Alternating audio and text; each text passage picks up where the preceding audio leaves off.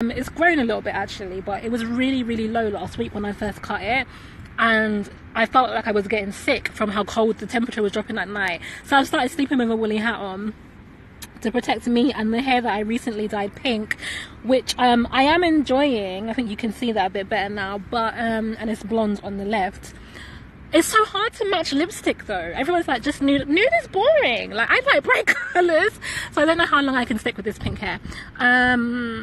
I have no curtains in my room, I've read that already. Cancer sun, I feel you, girl. Yeah, man, I like to just wrap up and be in the shell. I really hate being outside most times. I do, I really do. Except if I'm doing something like Kew Gardens is really beautiful in West London. If you're in London, I'll go visit. Incredible. That for me is worth traveling and being in. Thank you for saying you love the hair. Thank you. So whilst we're here then, because I've mentioned some of my aspects. This is by no means, I mean, I'm lying if I'm saying it's not a pitch. I guess it is, but I don't mean it to be like a hard sales pitch. I just know that I'm meant to be sharing what my Venus retrograde webinars are about. There's one on Sunday and there's one on Monday, and I might as well, since you guys are here, tell you a little bit more about that. So on Sunday, is it Sunday? Yeah, on Sunday, I'm going to be doing the astrology of the Venus retrograde. So how many people in here actually know where Venus is in their birth chart? As in, for example, my Venus is in Libra, and Venus rules Libra. So for me, that's actually quite a happy placement. As in, that energy flows very, very well. Cancer rising here, I'm exactly the same. I can go weeks if I left this to my own devices and not step outside. Exactly. So imagine Cancer mixed with Virgo, you know, as an earth sign. Like, I'm just like, let's stay here. Like, we can do everything from here. Hey, Intuitive Empress, I didn't even see you come in. Venus, Intuitive Empress is actually going to be the guest speaker on the second day, on Monday, but I'll talk to you about that in a second. Jazz says my Venus is in Leo, or Venus in Aquarius. Capricorn if you're into sidereal. In Libra, must be nice. Beyonce energy. Listen, speaking of Beyonce energy, I don't know who got Beyonce's time of birth, and maybe they didn't, as in they just used like the midday, but I saw a breakdown of Beyonce's birth chart. Now, Beyonce's my favorite Virgo, and I'm telling you, the birth chart kind of made me sad because that woman is all Libra. She's sun in Virgo, but like so many other placements are Libra placements for her. Oh, your Venus in Libra says, well, your aesthetics are so beautiful. Thank you, my love. I really, really care about the aesthetic. That is where it comes from. Okay, so most of you in here know where your Venus placements are. So on Saturday, I will be running through kind of like what that means in your day-to-day life, like how you express your Venus energy. But I'll also be talking about where the Venus retrograde is transiting in your personal life. Okay, so for me, Venus retrograde in Scorpio is hitting my, I switched to whole sign astrology, by the way, and I'll talk about that another time.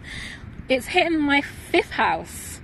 So this Venus retrograde is really dealing with my house of like creativity and play. It's actually the Libra house, is it? No, Libra's the 7th house. Why am I saying that? It's the Leo house, that's it. So yeah, I was just counting the zodiac sign, sorry.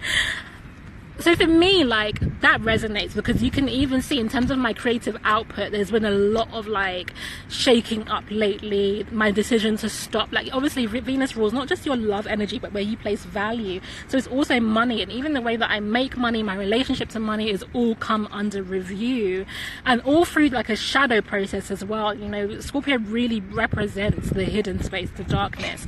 So we'll be looking at like where all of those, where this current transit is going to hit you in your personal life.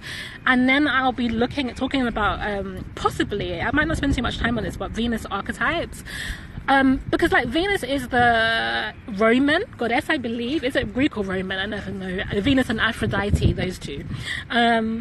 But there are other cultures and traditions that speak to the same energy, and so like either Isis or Oshun are other ways of like engaging with that, and can sometimes be a little bit more resonant for us, in particular in the ways that we express that in our daily lives and how we can use those archetypes or draw on those energies or connect with those deities. So I'll talk about that, and then I'll be doing like specific tarot messages. I know I mentioned it in some of the monthlies for September, but I kind of sat with Spirit and was like, okay, what is it people need to know about this Venus retrograde period, and I have like a whole set of messages, so I'm going to share that on the Sunday. I'm just going to read what you guys have been typing. My Venus is in Leo. A lot of Venus in Leos in here. Greek, thank you, Jazz. I think I like to kind of disrespect those kind of Eurocentric traditions by not learning them. Like, for me it's decolonial to confuse them. I'm like, why should I care so much? Do you know my culture and tradition? So yeah, on the Monday is the day that on a webinar where we'll be getting a little bit more into detail around like Venus energies in our personal life and really dealing with the broader concepts. So we'll be doing a guided meditation, healing meditation. I think we need healing. I need healing. So we're going to bring through some of that energy.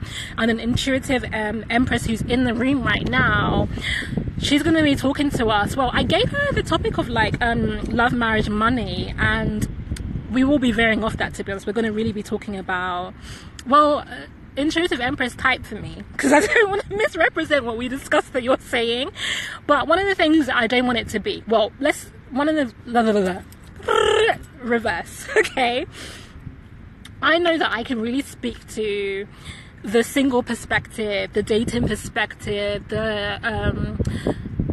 the self-love perspective, the taking a vow of abstinence perspective. Like, I can speak to all of that, but I really wanted to partner and bring someone on board that I know can speak to the energy of partnership and understanding Venus, particularly Venus retrograde energies in the context of partnership. And that's not my calling, it's not my ministry, but I didn't want people who are in partnership to be left out of the webinar or to not be able to gain. So intuitive Empress, hey Macabre Huff. Hey Tinu. Intuitive Empress is going to be taking the lead on some of those conversations, particularly talking about the concept of receiving love in relationship, and also like kind of what I talked about in terms of attachment styles earlier, talking about love in the context of like parenting and motherhood and what we gain, lose or learn from that. So she's written enhancing our ability to receive love once we've chosen a partner. Yeah, so she's going to be taking the lead on that part of the conversation, but I will be specifically talking about like love droughts, chronic singleness, which I think is like, you know, the conversation around singleness, particularly for Black women, has been rife in mainstream culture, and I don't think managed very well. And I think it may have like tapered off at the moment. And what I really see is that the response to the feelings of lovelessness, the response of the feelings of lack of partnership, lack of being seen, lack of receiving love, not even just in terms of sex and intimacy, but actually having loving communities, friendships, family situations, has actually been to regress or to hide in work and to hide in achievement and success. And so I really want to talk about other ways in which we can begin to address the... Oh, I thought it was a dog. I'm scared of dogs too. Address the love drought and talk about what that love drought means, and talk about some of the spiritual basis for some of that. Like, what is that rooted in? I know I've been learning a lot about what spiritually has been keeping me in experiences of like love deserts, love droughts. Any questions, guys? You guys can ask me here now. Speak on it. Molly from Insecure. Woo! I love talking about TV, don't get me started. Yes, I really like Insecure. I actually really like Molly's character, and I was really interested in the story between her and Dro. And then I felt like this season they kind of just dropped the ball with that, or just didn't give it the time and the development that it needed. But I feel like Molly's character herself has been stunting in growth, despite the caption or the rhetoric this season being like know better, do better. I feel like it's more like know better, avoid yourself, as in fact, I hope I'm not doing spoilers. Listen, if you didn't watch the last episode, I'm so sorry, but I have to talk about it. When Molly goes on a date with the Asian descent guy, I don't remember where he's from specifically, and it's going well, but then she brings up the Dro situation, it goes left. She was obviously sensitive about something that was just shouldn't have been a topic of conversation there.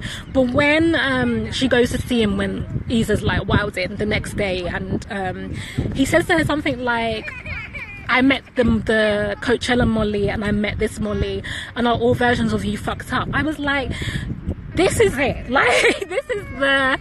I don't want to be hyperbolic and say violence, because I feel like sometimes we throw around the word violence too often.